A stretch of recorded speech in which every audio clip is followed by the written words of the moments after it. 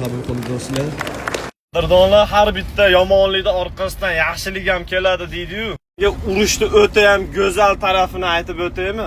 2022, 23, 24, 25 xullas shu har bir yilda ichida amerikaliklarning ichida akalar musulmonlikni qabul qilganlar sonidan shu 2026-yil yanvar hamda fevral oyida 2 oyda ichida musulmonlikni qabul qilgan amerikaliklar soni ko'proq bo'ldi. Nima sabab deb o'ylaysizlar? Sababi urush. Nima uchun urush? Urushning sababi kim? O'zingizlar juda ham yaxshi bilasizlar. Hammani asl yuzi ochildi, qadrdonlar. O'shaning uchun amerikaliklar massiva musulmonlikni qabul qilishyapti. Ulo'm olganimdan keyin rosa ko'p qizlar lichkamga yozyapti, chiroyli bola bo'lib qoldim shekilliga. Qara Nortoy, qizlar mo'ylov bor yigitlarni yaxshi ko'rar ekan. Bu bo'lmagan gap, mo'ylov qo'yib yurmay qolgan, tushunasizmi?